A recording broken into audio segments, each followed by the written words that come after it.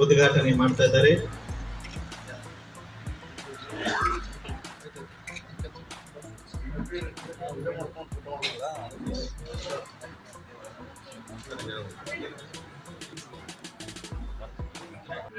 ಮಾಧ್ಯಮದ ಮಿತ್ರರೇ, ತಮ್ಮೆಲ್ಲರಿಗೂ ರೈತ ದಿನಾಚರಣೆ ಹಾರ್ದಿಕ ಶುಭಾಶಯಗಳನ್ನು ಕೋರಿ ಪ್ರತಿ ವರ್ಷದಂತೆ ಈ ವರ್ಷ ಕೂಡ ಇಡೀ ನಮ್ಮ ರಾಷ್ಟ್ರಾದ್ಯಂತ ಡಿಸೆಂಬರ್ 23ನೇ ತಾರೀಕಂದು ರೈತ ದಿನಾಚರಣೆಯನ್ನ ಆಚರಣೆಯನ್ನು ಮಾಡಲಾಗ್ತದೆ.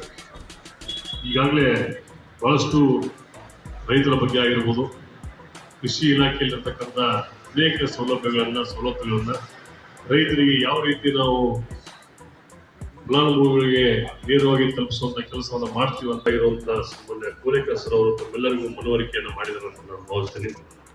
ಬಂಧುಗಳೇ, ನಮ್ಮ ಭಾರತ ದೇಶದ 5ನೇ ಪ್ರಧಾನಿಯಾಗಿರುವಂತ ಒಂದು ಜನ್ಮದ ದಿನದ ಸ್ಮರಣಾರ್ಥವಾಗಿ ನಮ್ಮ ಇಡೀ ರಾಷ್ಟ್ರಾದ್ಯಂತ ಈ ರೈತರ ಆಚರಣೆಯನ್ನ ಮಾಡಲಾಗ್ತದೆ. ಸೊ ಉದ್ದೇಶ ಇಷ್ಟೇ, ಇವತ್ತು ನಮ್ಮ ಇಡೀ ಭಾರತ ದೇಶದ ಜನರು ನಿಂತಿರೋದೇ ಉಸಿಲಾಡ್ತಾ ಇರೋದು, ಯಾರಾದ್ರೂ ಉಸಿಲಾಡಿಸೋದೇ ಅದು ರೈತರಿಂದ ಅನ್ನುವಂಥ ಮಾತನ್ನ ಈ ಸಂದರ್ಭದಲ್ಲಿ ಬಹಳಷ್ಟು ಹೆಮ್ಮೆ ಇದೆ. ಯಾಕಂದ್ರೆ ಇಡೀ ಇವತ್ತು ನಮ್ಮ ಈ ಮೂಲೆಯಲ್ಲಿ ಯಾವ್ದಾದ್ರು ಒಬ್ಬ ವ್ಯಕ್ತಿ ಹಾಯಾಗಿ ಒಂದು ಅನ್ನ ಊಟ ಮಾಡಿ ಮಲ್ಕೋತಾನಂತಂದ್ರೆ ಅದಕ್ಕೆ ಕಾರಣ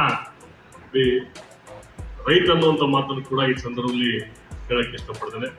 ಅದನ್ನ ಒಂದು ಗಮನದಲ್ಲಿ ಇಟ್ಕೊಂಡು ಈ ಕ್ಷೇತ್ರದ ಶಾಸಕನಾಗಿ ಇವತ್ತು ರೈತರಿಗೆ ಇವತ್ತು ಹೊಲಗಳಿಗೆ ಹೋಗುವಂತ ರಸ್ತೆಗಳಾಗಿರ್ಬೋದು, ಇವತ್ತು ಅನೇಕ ಕೆರೆಗಳನ್ನ ಅಭಿವೃದ್ಧಿ ಮಾಡುವುದಾಗಿರ್ಬೋದು, ಇವತ್ತು ಪೈಪ್ಲೈನ್ಗಳನ್ನಾಗಿರ್ಬೋದು, ಅನೇಕ ಯೋಜನೆಗಳನ್ನ ಇವತ್ತು ನಾವು ರೈತರಿಗೆ ಇವತ್ತು ಬಹಳಷ್ಟು ವರ್ಷಗಳ ಹಿಂದೆ ಅನೇಕ 25 ಕೋಟಿ ರೂಪಾಯಿ ಅನುದಾನವನ್ನು ಕೂಡ ಈ ಒಂದು ಸಿಂಗಾರಗುಪ್ಪ ಏತ್ ನೀರಾವರಿ ಆಗಿರ್ಬೋದು, ಯರಗಟ್ಟಿ ಏತ್ ನೀರಾವರಿ ಆಗಿರ್ಬೋದು, ಎಟ್ಕಾ ಏತ್ ನೀರಾವರಿ ಆಗಿರ್ಬೋದು, ಇವೆಲ್ಲವನ್ನ ನಾವು ನೀರು ಕೊಡಿಸುವಂತ ವ್ಯವಸ್ಥೆನ ನಾನು ಖಂಡಿತವಾಗ್ಲೂ ಮಾಡ್ತೀನಿ ಅನ್ನುವಂಥ ಮಾತನ್ನ ಈ ಸಂದರ್ಭದಲ್ಲಿ ಹೇಳಿ, ರೈತರು ಒಂದೆರಡು ವಿಷಯಗಳನ್ನ ನನಗೆ ಮನವಿಯನ್ನು ಮಾಡಿದ್ದಾರೆ.